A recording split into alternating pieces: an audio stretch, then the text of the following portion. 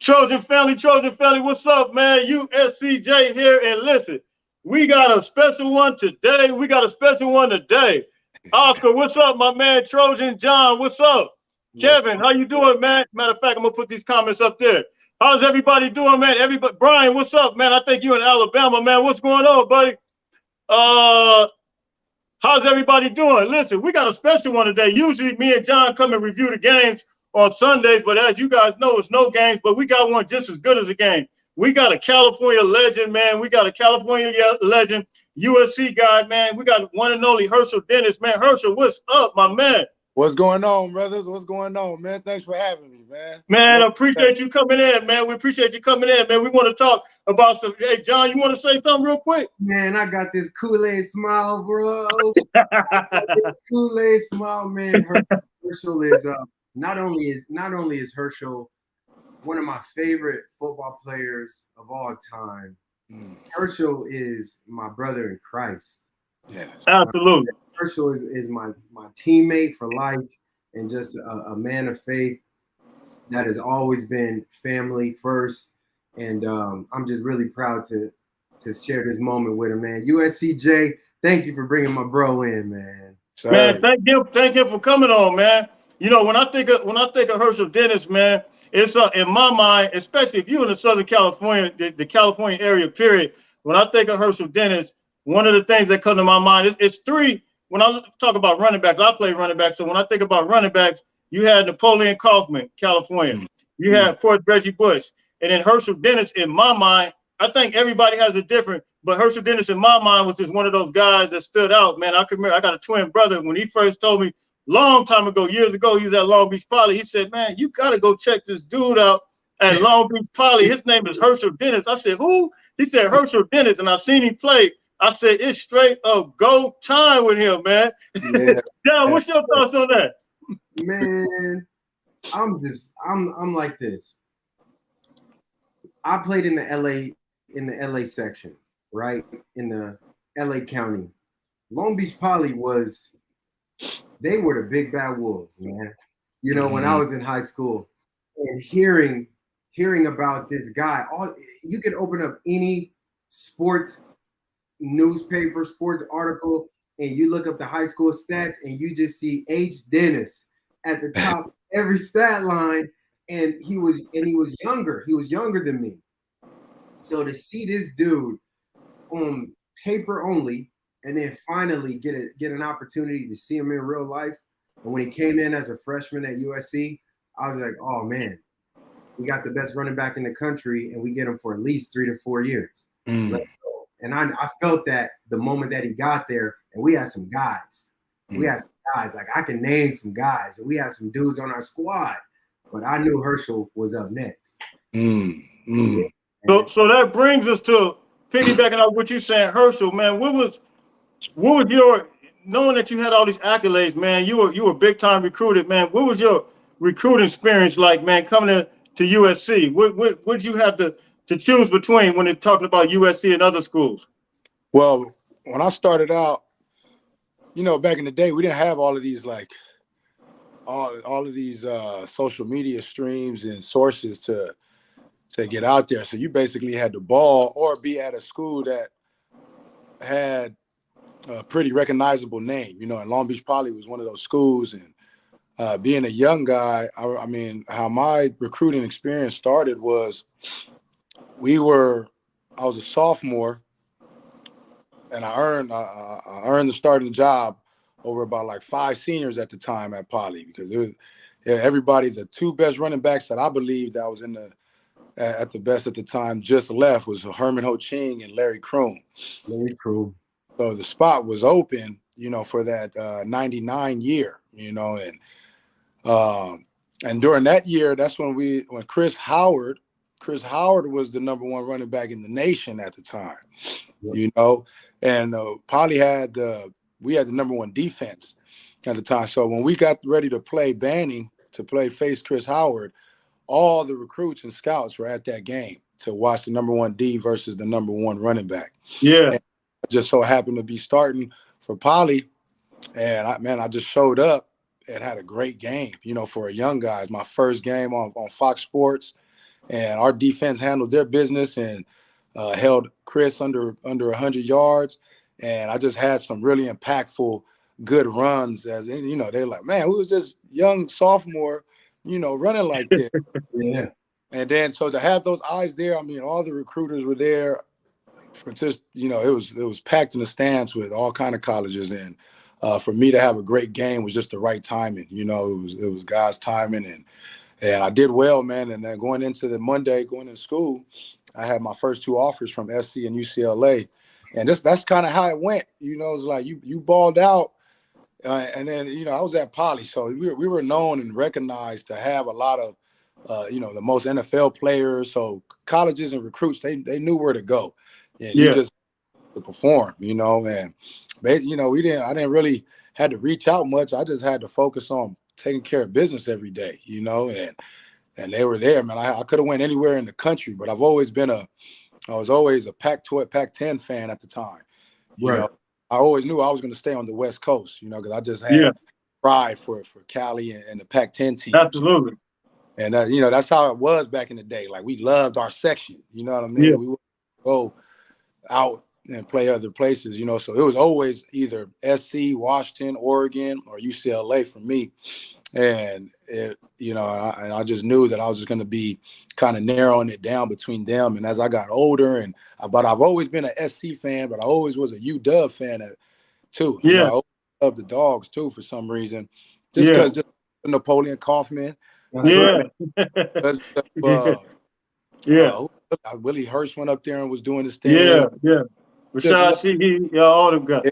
Yep. So I mean, I was always a fan of the Pac, man, and when I was coming out, I knew I was going to land at one of those schools. So SC was the one for me, man. My mom's was a big part in that. We'll get into that story when we get around to it, though. Yeah. Well, let's move into it because I mean, you the big guy, and as you mentioned, Washington at the time. I had a couple of partners that played at Washington, and you had a lot of LA cats going to Washington. Kind of around that same time that you were actually being recruited. So you had like Rashad Sheehy, you had of course Napoleon Kaufman. You had several guys, man. I remember in Willie Hurst as well. All those guys, man. What was the deciding factor? I mean, because all of us know that when you got there, you had Sutan McCullough and Justin Fargas. You had some serious guys right there, man. Yeah, great guys too, man. Great mentors for me at the time too. Great big brothers, yeah. They I knew the situation, but the deciding factor, man. So it's an interesting story because I always knew I was going to take all of my trips, right?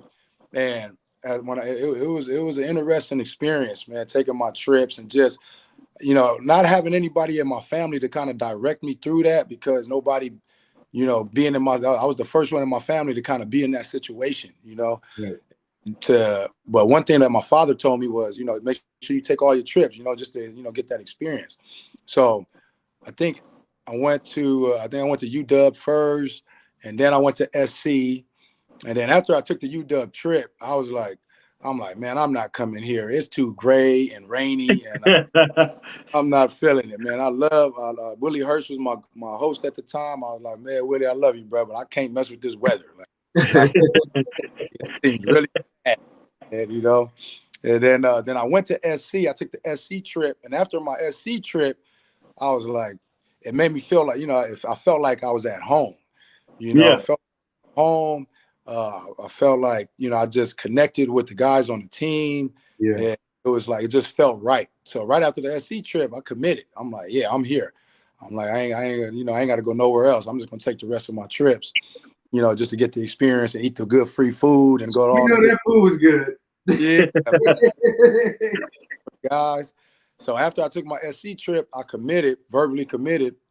But then I went to UCLA, took the UCLA trip. That was a fun trip. That was a really good experience. I got to hang out with Tad Perry at the time, and I liked the campus, but I didn't have the same connection with the guys. I just seemed, I'm from Long Beach, so like when you go to when it's something that I tell these kids now that's going on their recruiting, like go somewhere where you're kind of, that makes you feel comfortable, because no matter how far you are away from home, you're going to miss home, and it just felt like the guys at SC was more closer to home for me than the guys at UCLA was.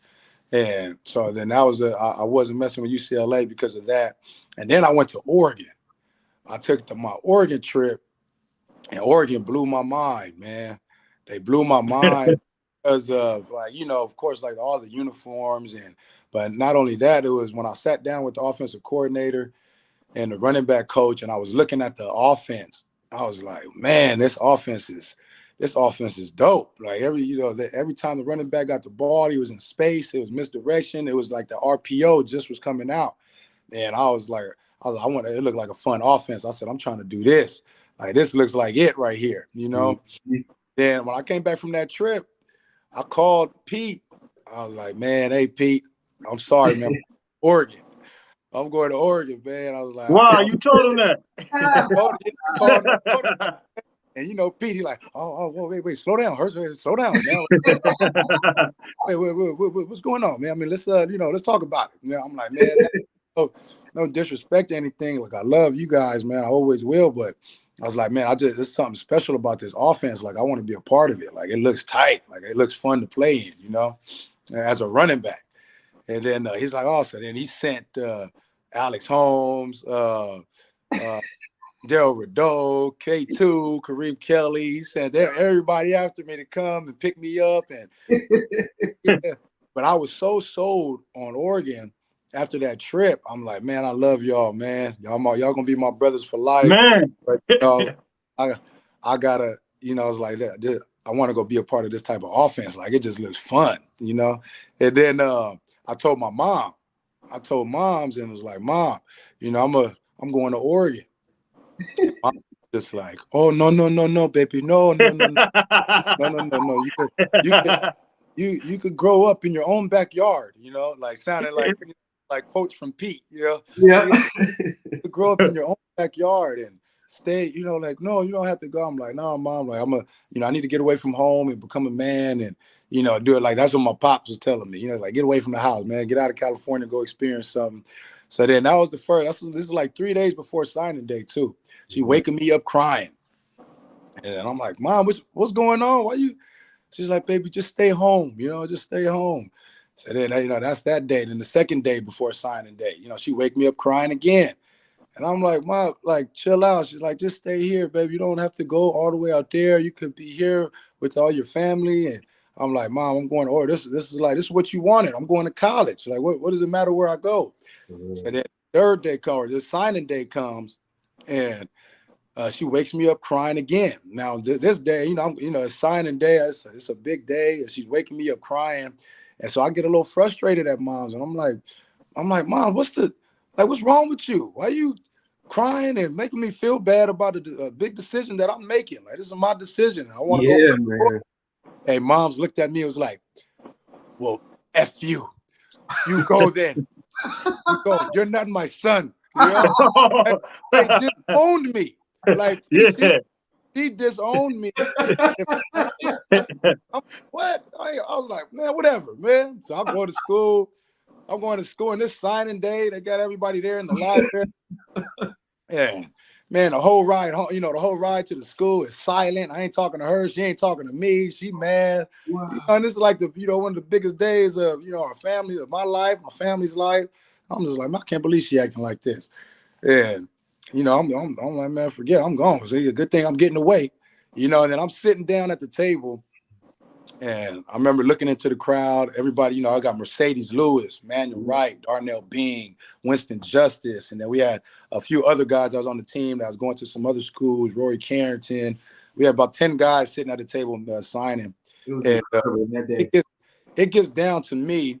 I'm like one of the last people to sign, and I'm looking and I see Mom. She's standing over there. She's crying, got an angry face. Wow. Like, I'm like, wow, man. So when I go to sign the paper, I just sign University of Southern California, and then I make the announcement. Then I see her like, whoa, wow, all shocked. And I'm like, yeah, but I did it to make my mama happy. But then it ended up being the best decision, that I could have made at that point. But yeah, that's man. That's the story, man. Man, it's It the was first full of I've ever drama. heard this, man. Yeah, it was Wow. full of drama, man. And but what I realized was it gave her a sense of purpose to, you know, be able to come to practice every day, Yes. make it to all the games. And, you know, my mom was up there when I was in college. She was already like in her late 60s, close 70, you know. Right. So keep her moving and grooving and smiling and getting to mingle with all the other parents and drive up there every day, and it only being 15 minutes away, you know, it gave her life, man. It gave her purpose, and she loved it. And I'm glad I did it, because it was, you know, it was the best experience in the life. Man, I'm gonna have to jump in on this. I'm gonna have to Go ahead. First of all, HD, that was the best insightful story Yeah, man. that I've heard, bro. Look, man. Herschel's mom was all of our mom. Yeah. That woman, if you knew Herschel's mom, you knew love. If you knew Mama Pearl, you knew love. Mama Rose. I'm so sorry, Mama Rose. If you knew Mama Rose, you knew love, because Mama Rose was love. Yes. She was 100% love, and there wasn't anybody that walked by her that she didn't.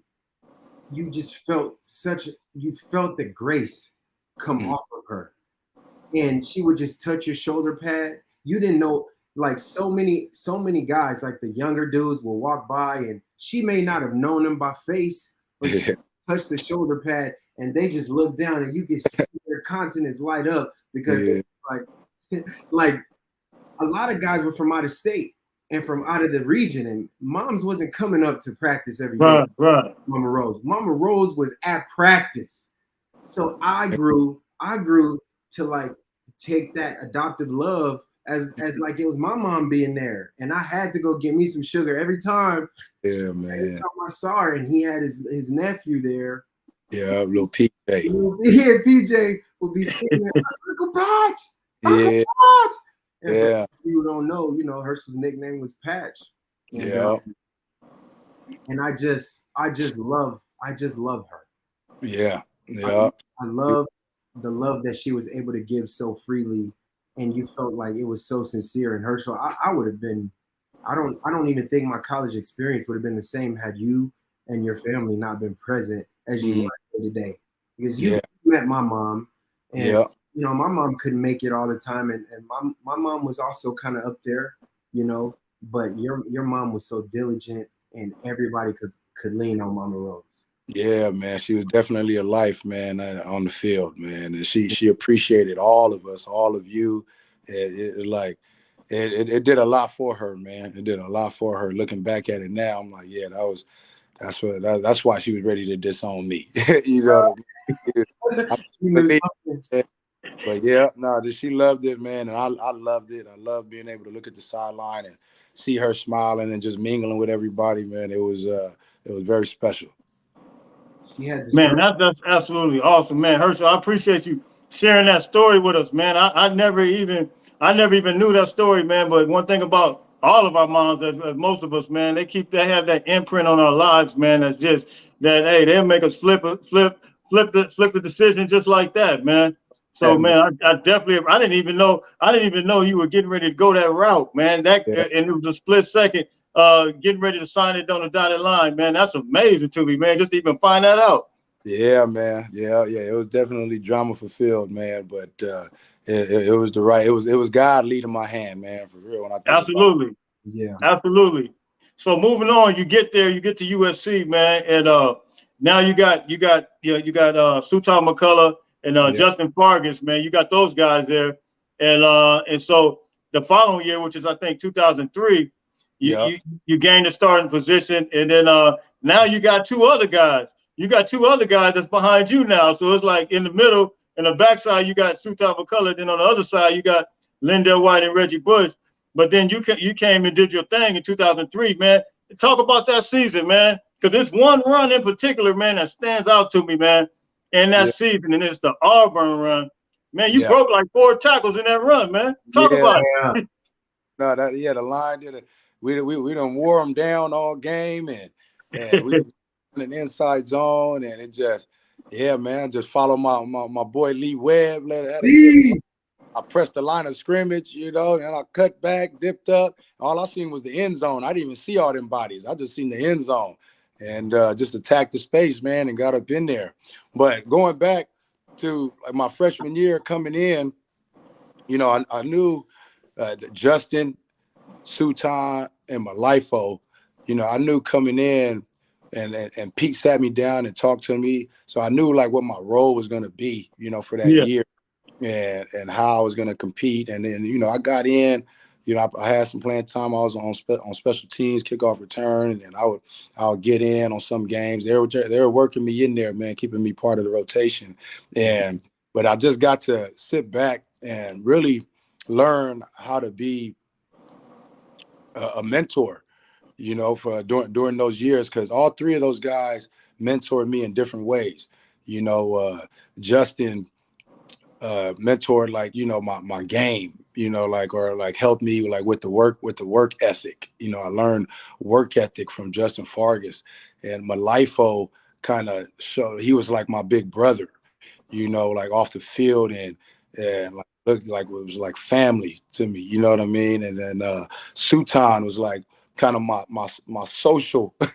He he was there. He helped me around campus and would just helped me out, outside of football, and just, they always played a special part, man. So then when I was put in that position going into my sophomore year, I knew I had some game on how to just kind of take Reggie and Lendell up under my wing and kind of just guide them through and kind of be them same type of mentors for them, even though I was just a sophomore, and I think that type of the way that we were with each other, even though we was in a competitive nature, we still looked out for one another.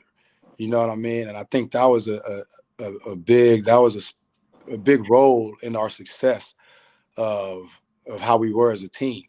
As competitive as we were, I welcomed them in.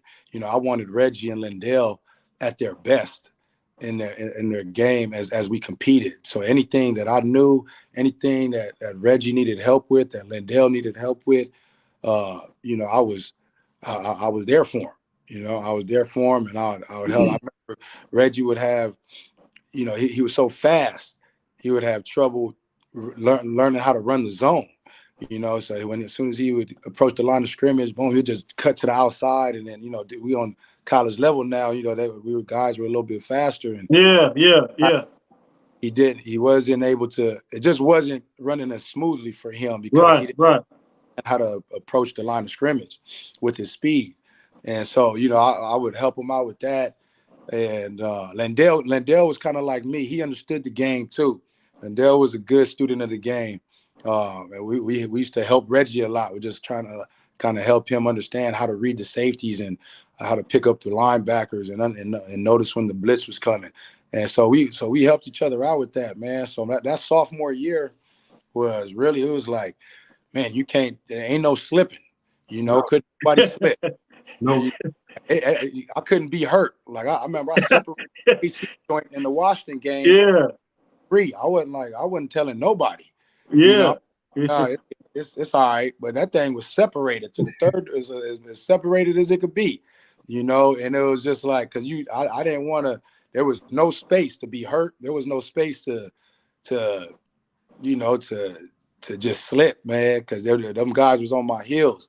So I knew that 2003 year, and then when I fumbled against Cal, man, that you can't mess up like that, man. And they start taking my carries away, but they allowed me. I wasn't doing that much to get my position took. I was still going hard and doing things right. He was balling. No, he was still balling.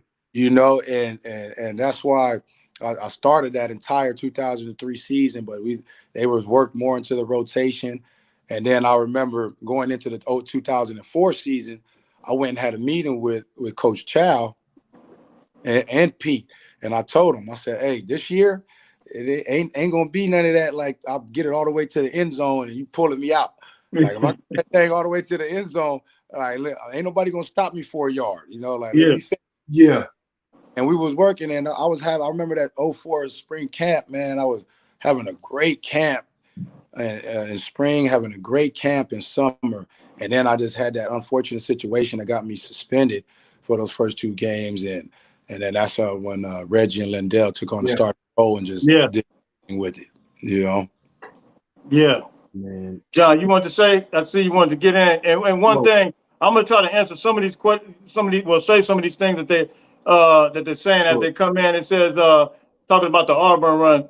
That run broke the spirit of Auburn. I totally agree. When you did that breaking the 4 tackle run, man, up the middle. John, you wanted to say something? Yeah. Speaking of that run, they had a linebacker that was really good named Carlos Dansby. Yeah.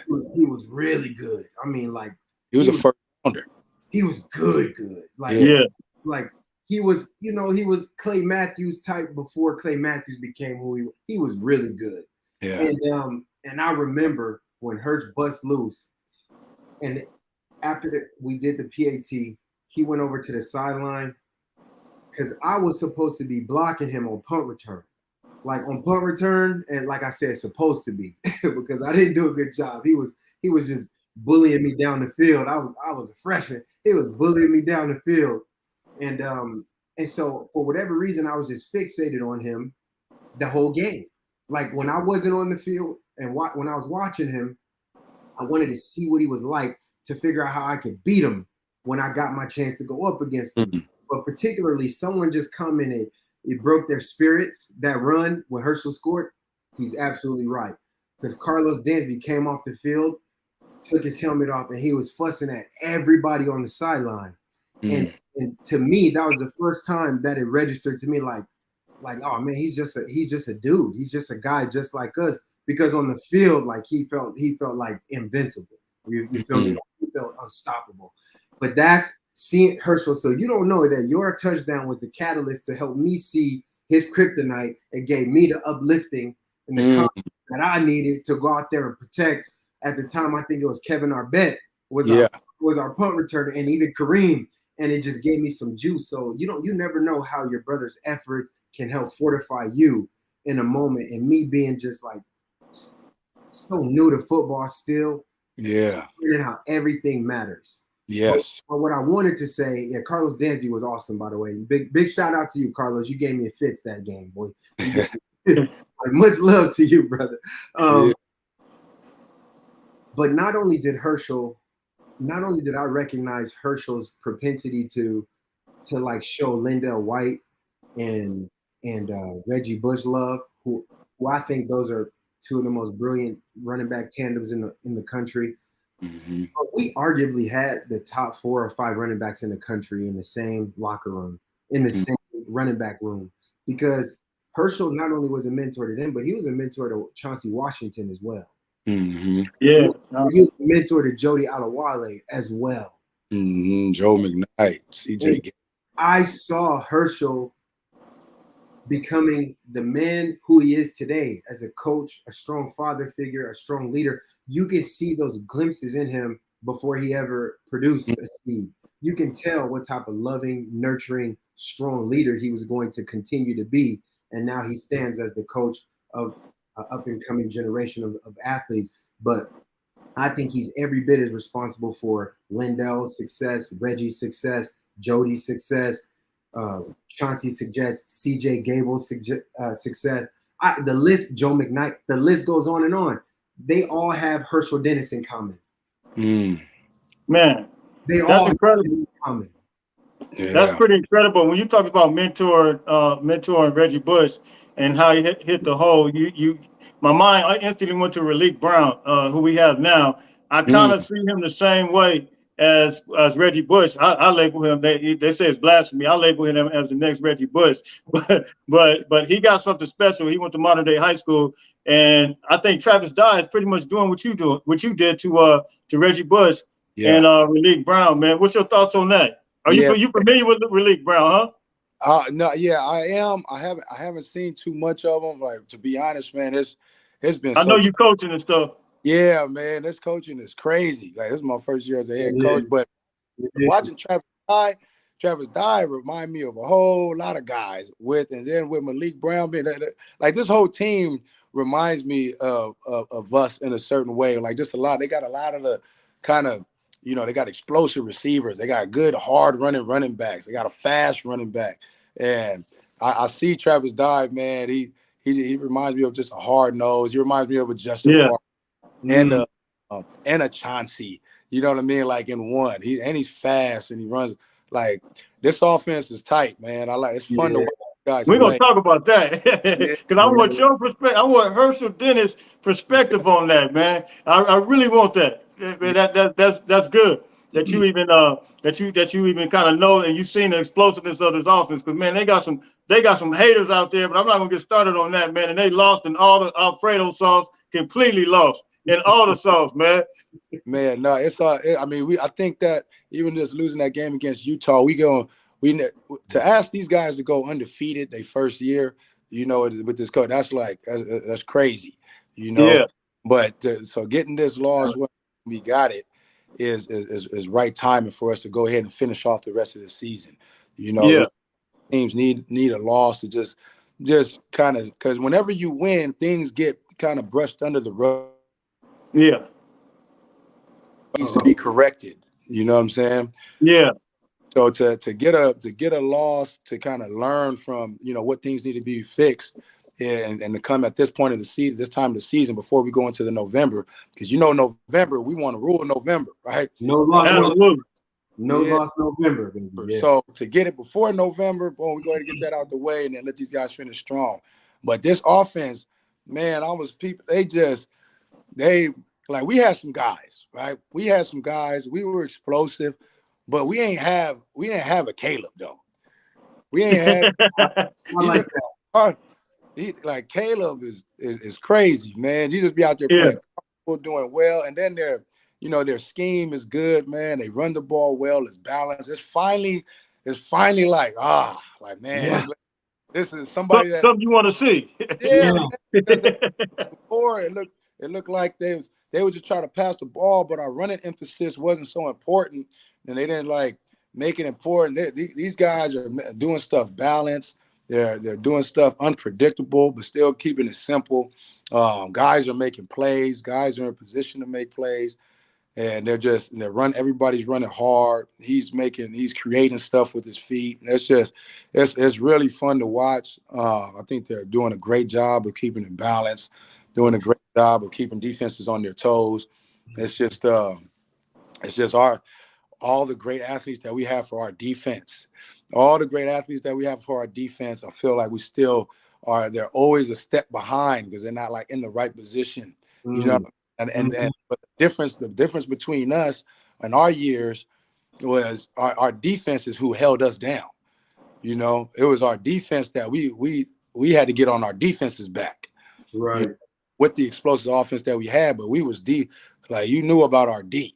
So I think that's just the only difference. That's where we would have this generation was our defense was a lot more that's what people came to see. Even though we had the Reggie Bushes and we had all these great offensive players, but our defense our D line was always nasty and making plays. There was no our D line was made. I remember one season because I was there for all the seasons, right? I was there for a long time. We're gonna talk about that too. I was there for a long time. So, but there was no like that 02 and 03 and 04 season, man. Speak on it. Our D line and defense was crazy. They would be on top of everything. To see them out of position was like, oh, what? What's that don't look right. We was always. I think once we get our defense to matching that, man, and getting back to that, or where our defense is kind of leading the team, then it's going to be crazy what this group could do. It's absolutely. John, you want to say? I want to ask this question, John. You go ahead. Oscar said, ask Dennis his opinion on the refs at Utah game. Does he think we have a chance to make the playoffs? Well, that's stuff. We definitely have a chance to make the playoffs because of the way that we'll perform. But that's really stuff that's out of our hands. The only thing that they can do is go out there and pretty much dominate all of November and dominate all of the next opponents that we face. And if we do that, then that's going to increase our chances. Just like Pete used to say, we can't worry about things that we can't control. All we can worry and focus on is what we can control and what we can do to make it hard for them or make it easy for them. And just how they go out there and perform to finish off the season is gonna be the determining factor. If we dominate in a good fashion every game and just look like we're better than whatever teams that they want to place in the playoffs, then if we dominate, we have to dominate UCLA. We got to dominate Oregon, and I think if we dominate those two games, I think that and finish off the rest of the season and looking really, dominating on defense and offense, then our chances are good. But if we kind of squeak by in those games, then we're going to make it easy for them to keep us out of the playoffs. I want to jump on something you just said. That's perfect. So you guys catch him. He forecasting already that we're gonna play Oregon in the playoff in the Pac-12 championship game. My bad. So we hopefully we're gonna see you there, Oregon. I don't think Utah gonna make it personally. But here's what I agree with. You can only control what you can control. And two points I'd like to make. First point, when we were being coached by Pete, we had a slogan that I never heard anywhere else in my life except from Coach Pete Carroll. Before or after, I've still never heard any coach use this slogan before, and it was "Leave no doubt." Yes, he used to say, "Leave no doubt." You got to be so on point, so fortified, so connected, so dialed into the competition of these moments that there is no doubt in anyone's mind that you are not the best. Yes, you're not the best and most well qualified. Yeah. So, if the young generation or the guys that are playing now or the coaches who are listening to this cast can just tap into a little bit of that, like leave no doubt. We don't want to keep digging up, the past and trying to bring it into the present. But what I'm saying is that leave no doubt, it really shaped us. Yes. Yeah. We can't control what anyone else is going to say or think about us. All we can do is put our very best version of ourselves out there at all times. Yeah. And so I have a report. So this past weekend, I misplaced my phone or it was stolen, one of the two. Either way, I was phoneless. And so I go to a local phone shop and I see one of the current players. And he's one of our better players. He's a star, in my opinion. Yeah. And he's a receiver. Okay. And he recognized me. I recognized him. I hugged him. We embraced. And he was in there getting a new phone during the bye week. He's like, "Coach gave us a break. I'm over here. I'm home for a little bit. I live just around here. And I'm gonna just hang out with my family for the bye, but I need to get a new phone before I go back." Cool. So I said, "Okay, what's going on? What's the word? How's the energy in the locker room?" How he goes, "Everybody got a bitter taste in our mouth about that loss. And it came at a good time. If we were to lose, it came at a good time because everybody's locked in right now." Yes. And he said, "Now our emphasis from our coaches is everything matters. Every point, every stop, everything matters more." He goes, it's time that we probably start running up the score on these boys." And I looked at him, and he's a receiver, and he said, let the fire show begin. I'm like, that's what I want to hear.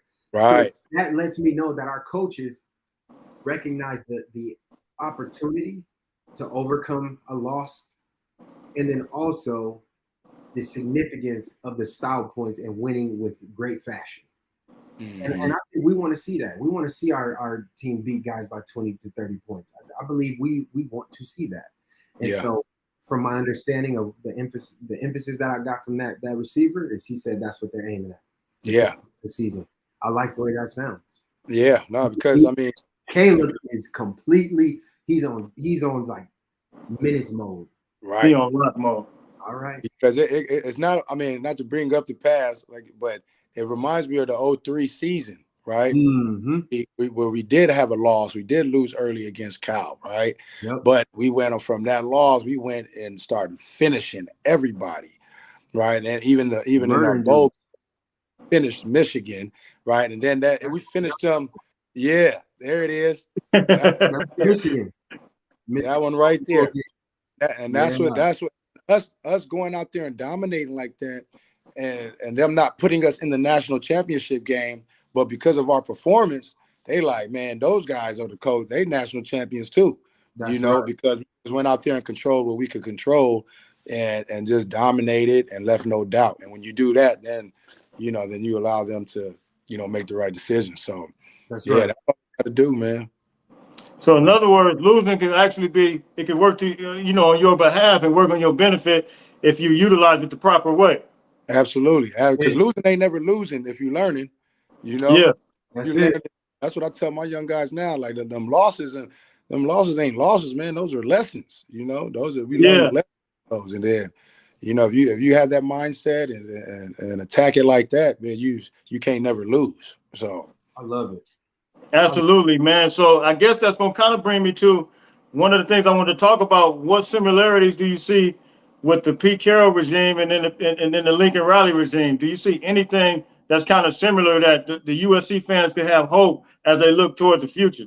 yeah, absolutely. I think what I noticed is from the games that I've been watching is the energy, that the competitive nature that I see, like, and then the camaraderie that these boys play with.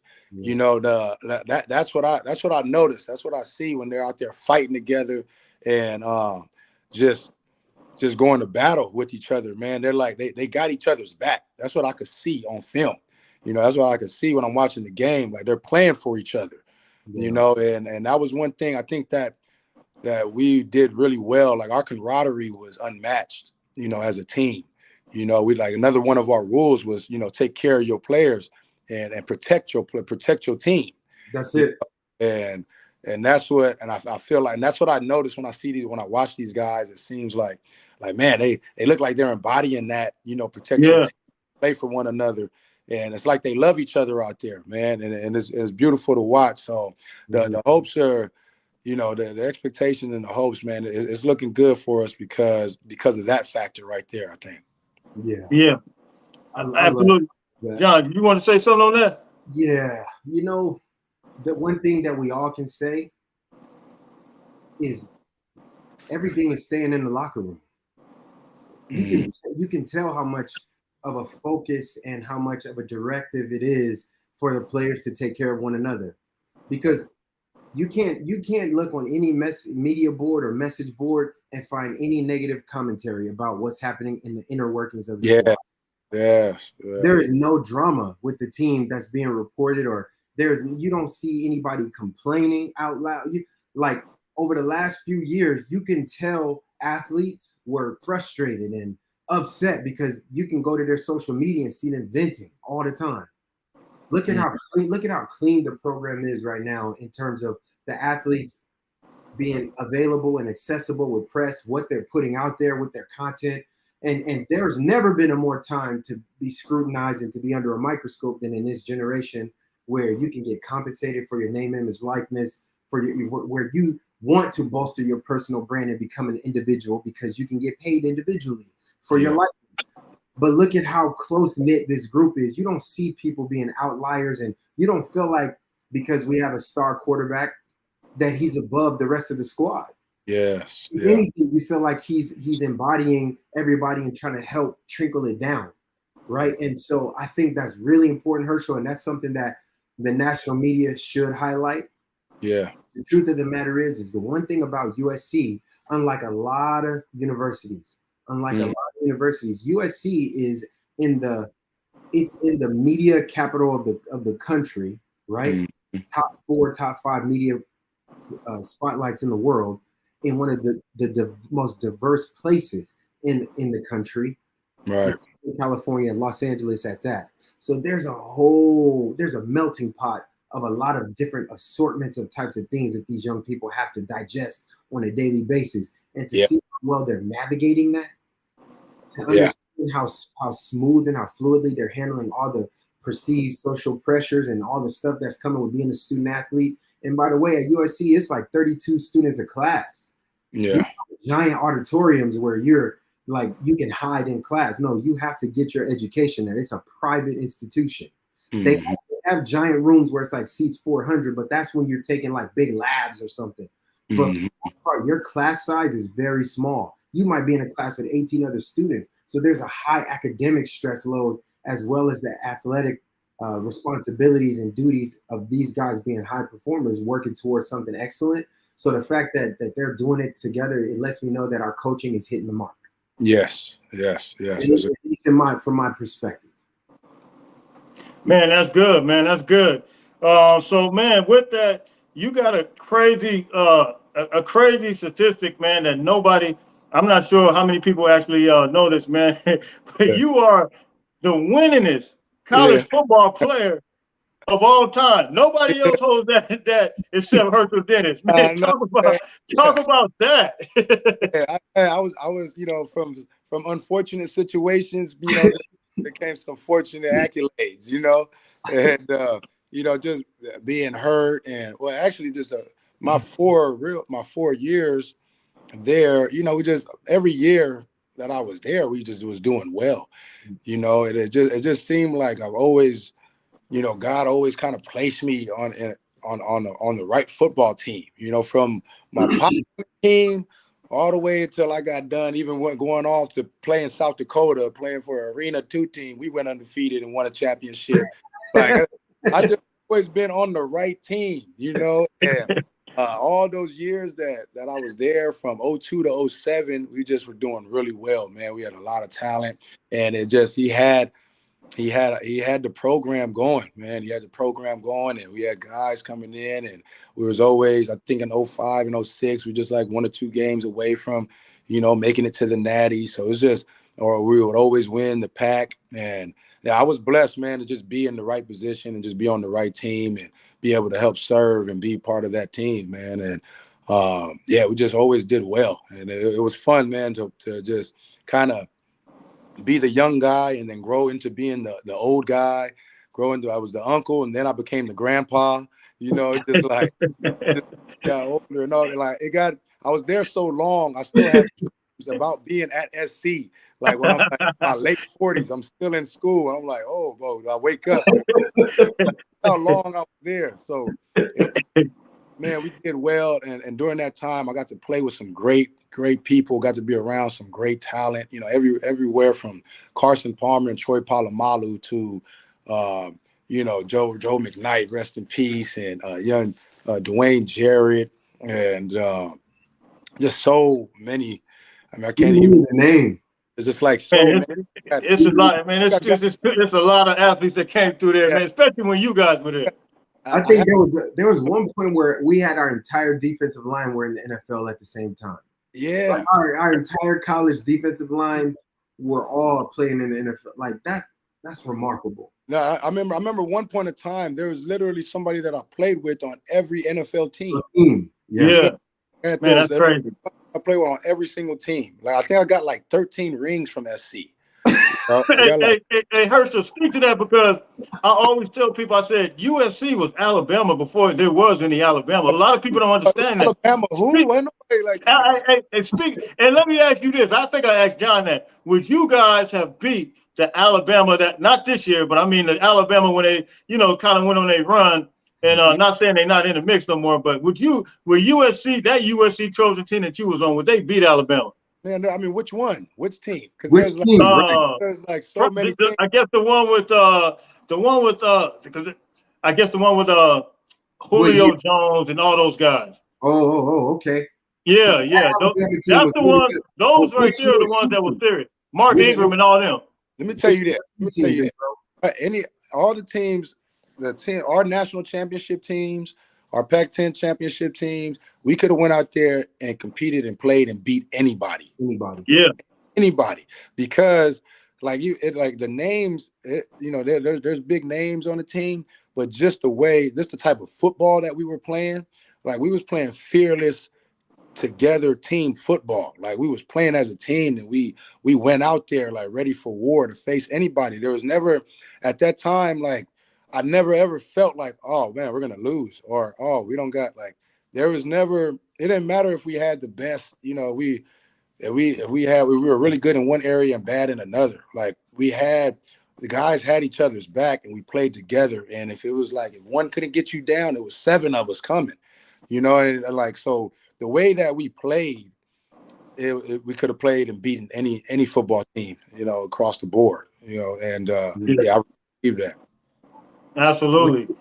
John, you want to say something?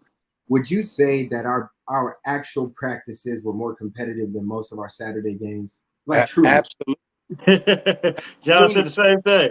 Absolutely, because there's not like that's. I mean, I'm trying to simulate that now, right? With the team, with my teams that I have, and it's so hard to do. It's so hard to do because you just we had such a load of talent, and we just had we had like take a guy like Clay Matthews, right? Clay didn't start for years. He did walk on. He was a walk-on, then earned a scholarship late into his career, and then didn't start until the last 5 games of his senior year. But it's not the reason that he was able to do that was because of the years that he was practicing on scout team, the years of going against the best offense and play. It was like the way that we attacked practice. It was like he was starting, you know what I mean, on an opposing defense every week, every day. So when his opportunity came about, it was like, oh, this is easier than practice. You know what I'm saying? Because our practices were so competitive. Pete set a mindset of competition that's just like unmatched, man. I'm trying my best to try to simulate it, but it's going to take some years. It ain't something that could just, like the way that he had us viewing competition and to sharpen one another and to do it in a respectful and like loving way. It was like, man, we wanted to go out there and battle with each other every day at practice. We wanted to. And it wouldn't just be at practice. It'll be in the weight room. We're in the weight room battling. I'm lifting with the backers and the D-line. Like, what y'all pushing over here? We had a sense of competitiveness in every aspect, and like in school or we were just trying to compete in everything that we did, and I think that made practice and then it was so high tempo because it was like boom, boom, boom. We was moving around quick. Everything was on time, and we had mindsets set up. We had we install Monday, we had competition Tuesday, and we have turnover Wednesday, and we have no repeat Thursday. So it just was set our mind ready to go out there and accomplish something and work towards something and compete in it, and he just, the way that he had us competing, man, our practices were unmatched, man. So when we went out there and played, not only were we prepared for our opponents and knew what was going on, I think we were some of the best pre-snap readers in the game at the time. Like pre-snap, knew what was happening before, the ball was snapped every play. There was never a blitz that would come that I wasn't like, oh yeah, I see. Oh yeah, I see that safety. Oh, I see that safety creep. We on the boundary. I see that safety creeping over. Oh, that DB, he pressed over there. Yeah, bring that cat. Let's see what happens when you come on that cat. Or, oh yeah, this wheel coming off the edge. Yeah. We just knew what was going on before the ball would even snap. That's what allowed us to go out there and play fast. It wasn't we were the fastest. We just knew what was happening before it was happening. And that was and that was due to preparation, practice, film, beating. I love it. I love to hear you share that light with folks, because it's easy to say, well, we practice harder than the games. It's easy to say that in theory, but the truth is that's exactly what our winning recipe was. And USC was so competitive that your third or fourth string on the roster on the chart was as capable as the starter. There was no drop off. Yeah. There was no drop off. It was just a different style, right? Yeah. That player might have a different style, but the level of productivity that they could bring was as tangible as whoever was getting the majority of the feed. Now, the one thing that I can say that made us unique was that we developed very strong coping skills in real-time game situations because our coaches simulated the combative nature of a full game rep after rep. So Coach Harold, Coach Norton, Ken Norton Jr., Coach Chow, even Kiff, even Sark, we had Yogi, we had Coach T-Mac. I can go on and on about these amazing coaches. Coach Pola, Coach KP for you. Yeah, you have both though, right? Yeah, I have both. Right. So I'm just thinking of all those amazing coaches who understood the assignment of we want these young men's toughest battles to be right here. Yes. In the safety of this controlled environment where we can nurture them, build them up, pat them on the head when they do right, kick them on the butt if they do wrong, but love them through it and then make sure that they're ready so they don't break down psychologically in games. You never saw our players ever during our tenure throwing fits on the sideline. Yeah. No, that's a great point. Point. Never. We practiced with our back against the wall. Like we practiced those situations plenty of times, all the time. I mean, we had goal line situations with us, at the one coming out. We just had so many scenarios. We would battle for, hey, it's 3rd and short, 4th and 1. Who wins it? He just made it fun competition, and he made it it was productive, man. He made it count. Yeah, that was the great offense gets in and out if they win. Like what? Oh, okay. Offense get in and out. Now we get to get this in and out. Whatever it was just super fun. Great point. No, we did, man. We practiced hard situations. We prepared for the worst. You know what I mean? So when it came, we didn't break down, or we wasn't like, oh, we was like, oh, we ready. Like when we were down to Cal.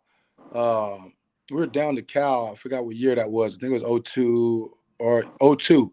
We were down to Cal 23-0 at half. At a half, 23-0. We down, man. But it wasn't like we weren't scared or we weren't out. We weren't out. We weren't out. We we went into the locker room, and I remember the vibe. The vibe that was, I'm like, oh yeah, they came in. The coaches were positive. Hey, just some stuff. We just got to clean this up. We're one play away. Hey, we just got to do this. It was just some little things. And then even when we went in, or when we was in the locker room, I'm like, yeah, I don't man, this don't feel real. Like we about to. Yeah, we're not losing this. And we came out second half and ended up trailing and beating them 28-23. Our defense locked them down. And so it was just like those situations where our backs were against the wall. We knew how to respond. We didn't break down and start blaming or pointing the finger or throwing fits, like John said. Like we just, we knew what needed to be done, and we focused on the solutions and how we needed to get it done. Very true.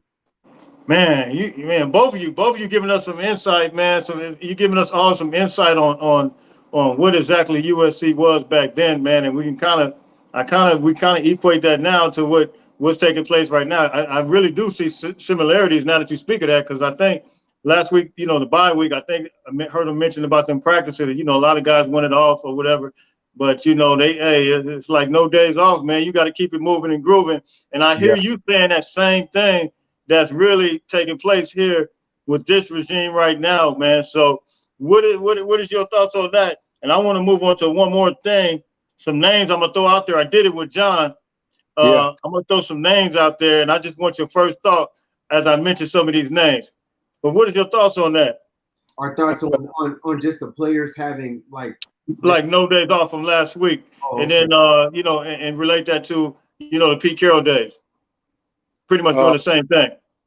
So wait, they having no days off right now? What you mean? Yeah. Well, on it? Oh yeah. Go ahead, John. So usually during a bye week, the first couple of days of the week they get off, right? 3 or 4 days or 2 or 3 days just to let the body rest, and then they practice and start into the new work week with the learning the upcoming team.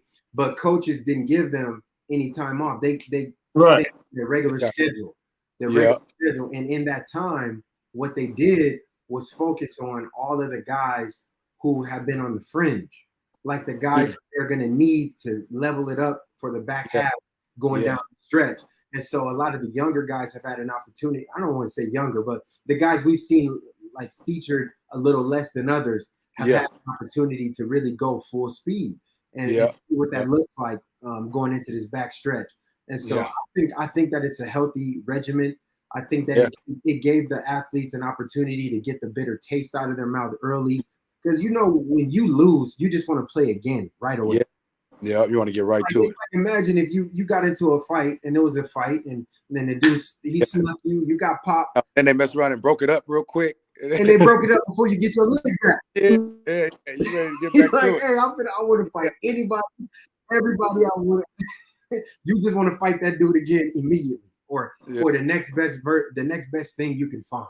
And so I think that's what was really great for the psychology of the athletes. Go through your normal progression, rest up, watch film on Monday or Sunday, you know, get a little slow walk through on Monday, Tuesday, we back full pads. That's what they made the guys go, okay, we're on to the next week.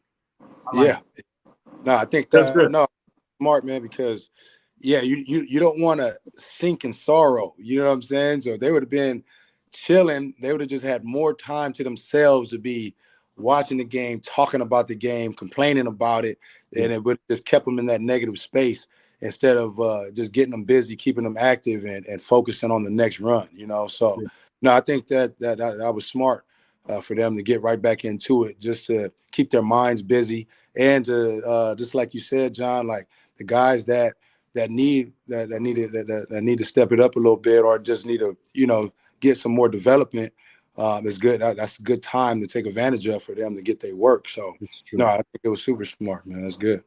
It's great, man. I appreciate that, man. I got some names out there. I did it with John. I wanted to know your very first thought, man, when some guys you play with, and want to know what the thought that comes to your mind, as well as a couple of coaches.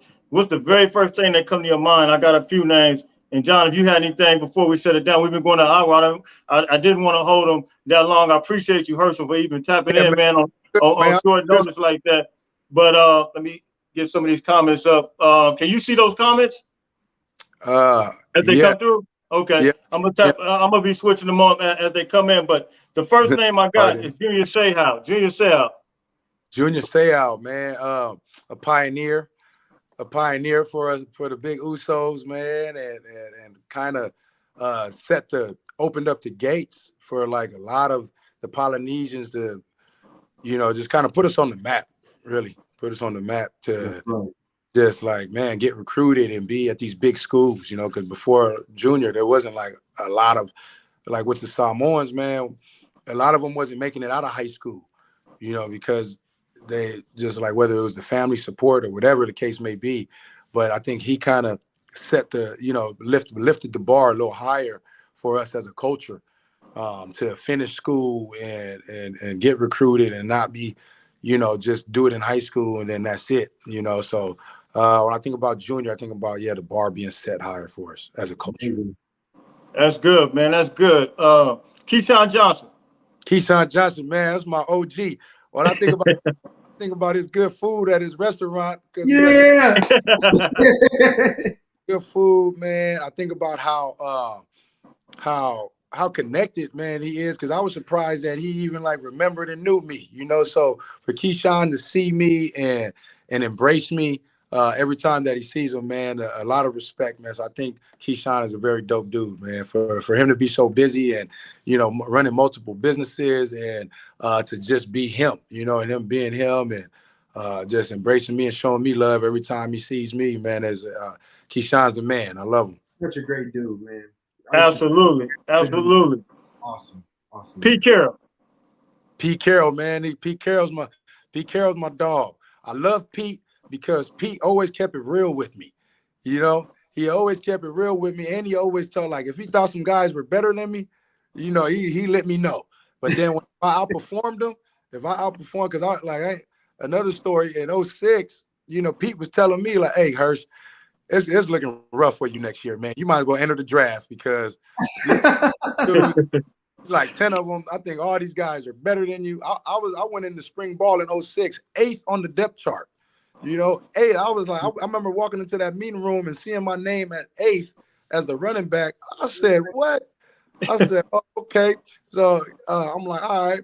So then he was telling me to, you know, enter the draft, and, you know, he's like, man, you'll just have a better chance. But I'm like, nah, I'm not leaving until like I have one more good solid year, you know. So grant me my 6th year so I could just have a solid year, man. I'm trying to get drafted.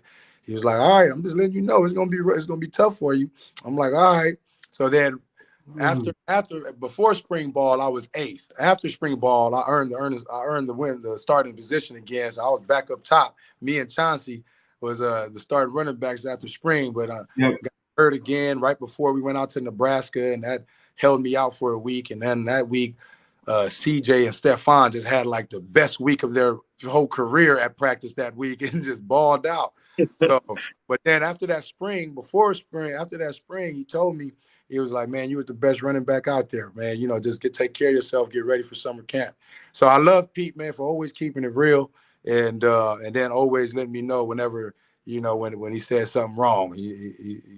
He took not his word back, but he let me know, like, hey, you was the best out there. You performed well. So, yeah, Pete realist. He was real. He was real. That's good. That's good. Lincoln Riley, man. Life. Oh yeah, hey, we getting life back, man. Like we get, I get to go to B-Dubs, man, and to now when the Trojans is on, man. You know, we ain't. Hey, Lincoln Riley giving me life right now, man. I'm telling you, man. Everybody, man. He's bringing that light back, man. He's bringing that light back. He's in, like the pack in the West Coast. We're competitive now, and I think he's a great offensive mind, man. He's like I'm learning much watching him, and you know, putting stuff that I get to study him and see how he creates his offensive plays for his running backs and get his wide receivers the ball. So I think he's a explosive, fun coach to the way that he orchestrates his offense, man. I think it's a lot of fun to watch.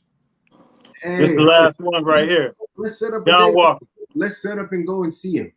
Yeah, I would love to do that, man. All right, I'll follow up with you on that. Cool. Yeah.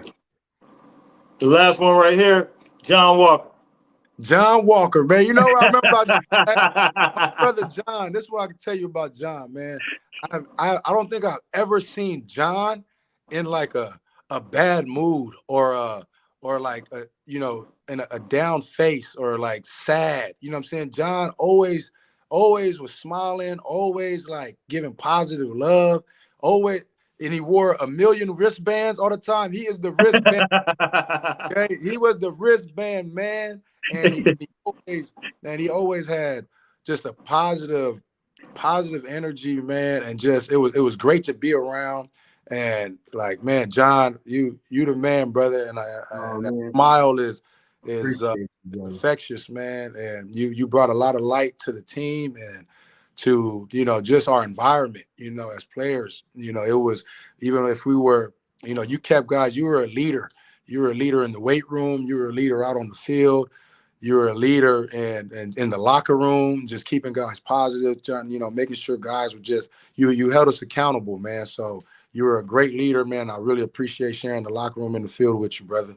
The feeling's more than mutual, Hersh. I appreciate that, man. Thank you. Yes, sir. Man, Herschel, man, this was awesome, man. John, we want you to wrap yours up, man. And I want to read some of these comments. Digital Asset said, HD and J-Walk, your former teammate Travis Watkins said, what's up? I told him to watch the podcast. T-Watt. Hey, you guys, I love T. Watkins is he was one of the nicest, meanest offensive linemen you ever met. Hey, that boy was nice, but he would destroy you. He was big. San Diego's finest. Man, so Herschel, man, we definitely appreciate. Man, don't make this your last time, man. You're more than welcome anytime. You want to talk football, man? Hey, come on, man. Hey, we love having you on, man. I will, man. Where could the people find you, Herschel? Where could they follow up with you and be connected, join you on your journey? Hey, y'all better follow my bro Herschel too, man. Yeah. Hey, man, my Instagram, Herschel H. Dennis, real simple. Just my first name, my middle initial, and my last name, man. I only got an Instagram. I got Facebook too, but there's like 1 million pages. They done made so many fake pages of me, man. They really do, yeah. Just follow me on Instagram, man. I'm sharing my journey. I'm spreading the word of the love of God, man. And I'm pouring back. I'm walking in my purpose, man, trying to help these younger athletes and these young people. Just give them the information and kind of share my experience and kind of guide guys the right way as much as possible, man, and just do my part, man. And they can follow me there, man. I appreciate you guys having me. This is fun. I love what y'all doing. This is amazing, man. You guys just keep doing what you're doing, man. Anything that I could do to help, anything that you need from me, just let me know, man, and I got you. That's awesome. Absolutely, man. And so, man, once again, we appreciate it. J-Walk, Herschel for coming in, tapping in, man. And hey, you heard it from Herschel. Hey, this ain't his last time, man. We need that love on here, man. He's Fight an on, brother. absolute Cali That's it. legend. Yes, sir. All right, man. You gotta That's take it. care. That's it. Until tomorrow, man. I got another one coming in tomorrow. Hey, Herschel and John, hold on for 1 second. Fight on, fight on, fight on. Fight on, fight Fight on, on. fight Fight on. on. Much love, Hirsch. All right, brother. I love you, man.